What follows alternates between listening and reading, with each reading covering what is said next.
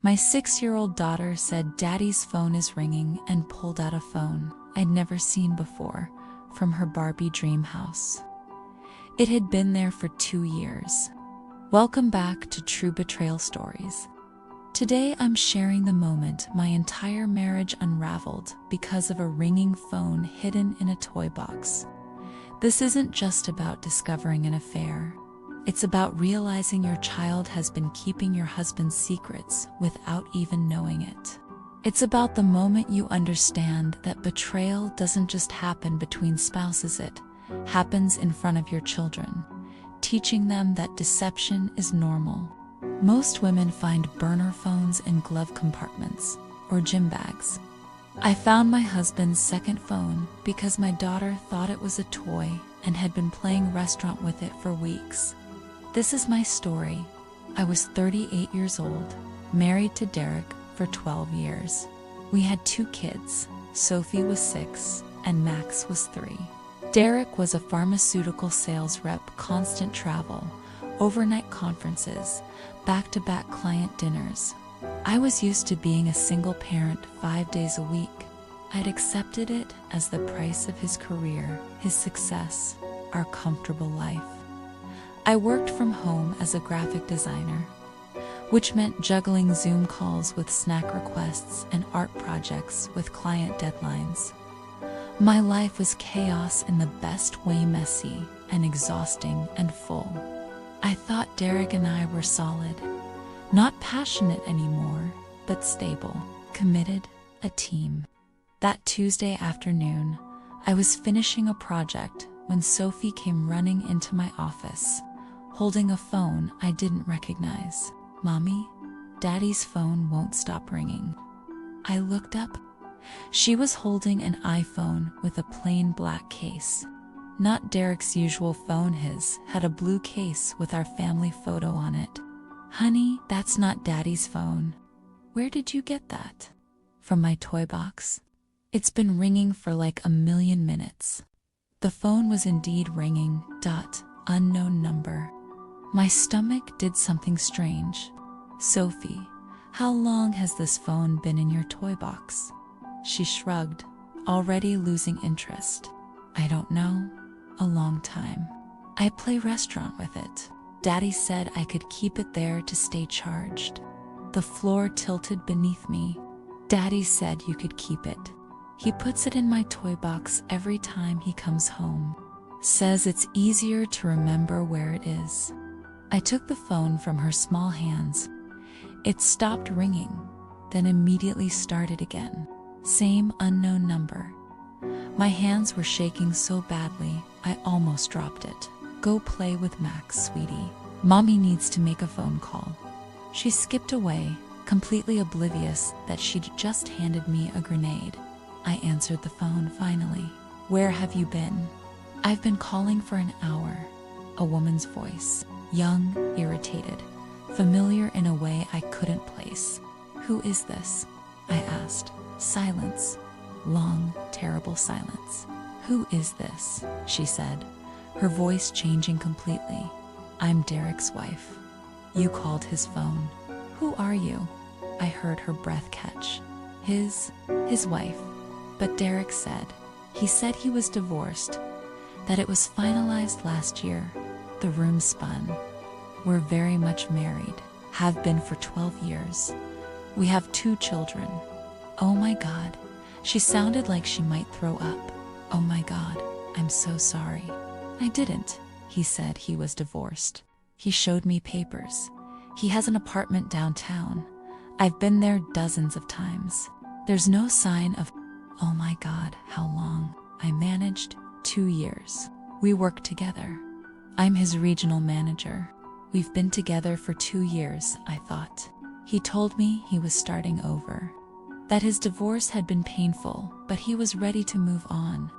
We've been talking about moving in together, about getting engaged. 2 years.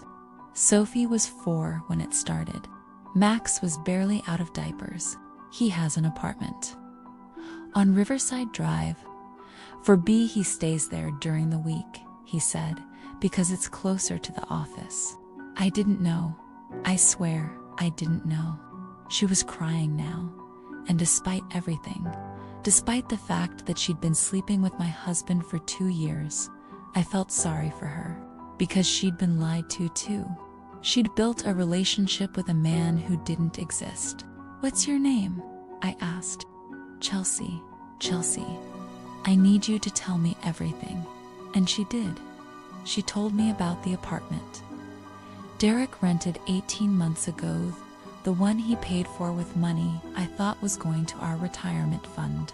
She told me about the vacation they took to Mexico last summer, while he'd told me he was at a pharmaceutical convention in Dallas. She told me about meeting his friend Kevin for dinner. Kevin, Derek's college roommate, who apparently knew about both of us and said nothing. She told me Derek proposed to her 3 weeks ago.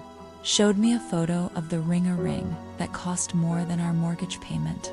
She told me about the life they'd been building, the future they'd been planning, the lies he'd told her about me, that I was bitter, unstable, that I'd tried to keep him from his kids out of spite during the divorce. Have you ever learned that your husband has been living a completely separate life? That he's been engaged to another woman while still married to you? That your child has been unknowingly hiding the evidence in her toy box? "I think I'm going to be sick," Chelsea said. "I need to go. I'm so sorry. I didn't know." She hung up before I could respond. I sat there holding this phone, The Secret Life in a black case, and thought about my daughter. My sweet Sophie, playing restaurant with Daddy's affair phone, keeping it charged in her toy box, completely innocent, while her father built a second family 3 miles away. If you're watching this and something feels familiar, if you've ever wondered why your spouse needs 2 phones or has an easier to remember place for things, hit subscribe right now. Because what I did next, what I discovered in that apartment, what I found when I finally stopped trusting and started investigating, that's what saved me from wasting another 12 years. Subscribe and let me show you how I turned my daughter's toy box discovery into the evidence that set me free. I didn't confront Derek immediately. I waited. I needed to think. I needed to plan. I scrolled through his second phone.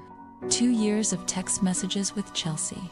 Photos of them together, intimate photos, vacation photos, photos of them looking at engagement rings, calendar entries for dinners and weekend trips and apartment showings for their future. But there was more.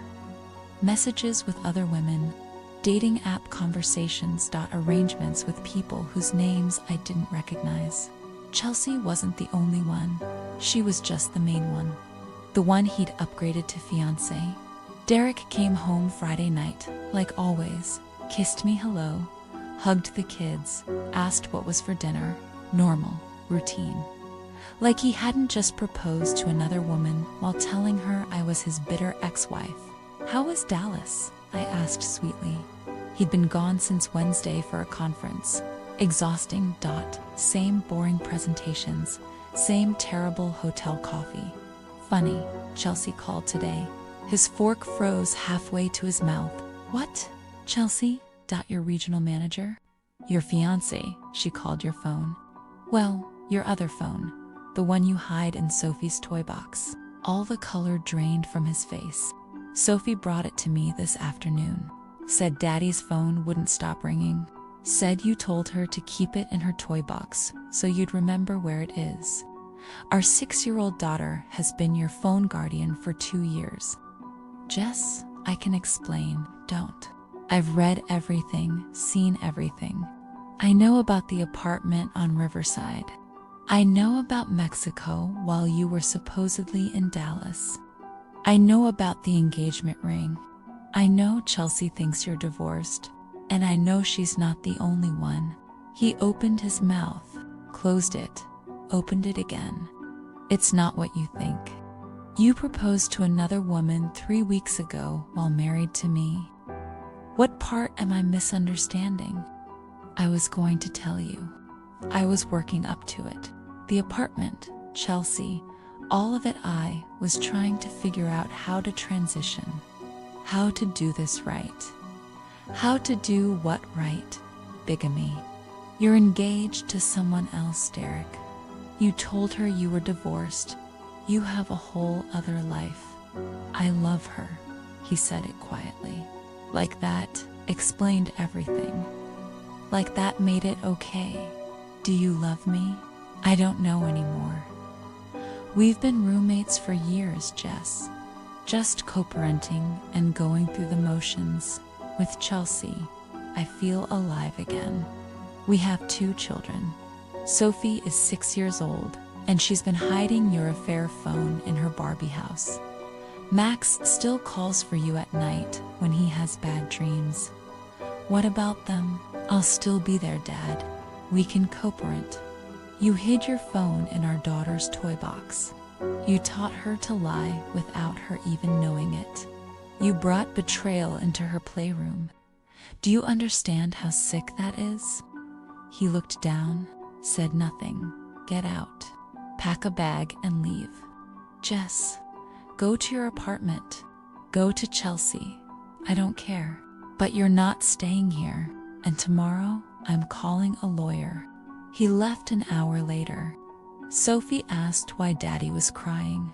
Max asked when he'd be back. I told them we'd talk about it in the morning, and I tucked them in with stories and songs and the kind of fierce love that comes when you realize you're all they can count on now. I called Chelsea that night. She answered on the first ring. I'm so sorry, she said immediately. I ended it. I gave him back the ring. I quit my job. I can't be near him. He loves you, I said. That's what he told me tonight. That he loves you and doesn't know if he loves me anymore. He told me the same thing about you 6 months ago. That he loved me but wasn't sure he'd stopped loving you. I think Derek loves whoever he's with in the moment. I don't think he knows how to love anyone consistently. We talked for an hour. 2 women who'd both loved the same man, both been lied to, both built lives around promises he never intended to keep. She told me there were others, that she'd found messages on his laptop once, but he'd convinced her they were old from before her, that she'd wanted to believe him because the alternative was too painful. We were both victims of the same man's inability to choose, to commit, to be honest about who he was and what he wanted. The divorce took 11 months. Derek fought for custody. He didn't want just to reduce child support. He fought for assets he'd already spent on Chelsea and others. He fought because that's what he did fought to win, to control, to avoid consequences. I got the house, fair support, and evidence, so much evidence from that second phone that his lawyer eventually advised him to settle. Chelsea testified in my divorce, told the court about the engagement, the apartment. She didn't have to, but she did. One woman helping another woman escape the same trap. I'm 41 now. 3 years passed that Tuesday afternoon when Sophie handed me a ringing phone. The kids are okay, not perfect, but okay. Sophie asks questions sometimes about why Daddy lied. Max doesn't remember much of the before time. They see Derek every other weekend, and I hope he's better with them than he was with me. I never remarried. Maybe I will someday. But I'm not in a hurry. I learned that being alone is better than being lied to. That peace is better than performance. That I don't need someone to complete me, just need someone who won't divide me. Sometimes I think about that phone in Sophie's toy box, about how long it had been there, about all the times Derek had casually walked into her room, tucked his secret life between her dolls and puzzles, and walked out to have dinner with his family. That's what betrayal looks like up close. Not dramatic confrontations or obvious lies. Just a phone hidden in plain sight, in a child's toy box, ringing with the sound of a life you didn't know existed. I didn't lose my husband when Sophie handed me that phone. I lost the illusion that we were safe, that our family was real. That betrayal happened somewhere else, to someone else. But I found something too. The strength to walk away from someone who would hide his lies in our daughter's playroom. The clarity to see that love shouldn't require detective work. The certainty that I deserved better than a man who needed a second phone to feel alive. Thank you for watching True Betrayal Stories. If this resonated with you, if you've ever found something that changed everything, I'd love to hear about it. Leave a comment. What would you do if your child unknowingly revealed your spouse's affair? Hit subscribe for more honest stories about betrayal, strength, and starting over. And remember, sometimes the truth is hidden in the places we least expect, but it's always worth finding. See you in the next one.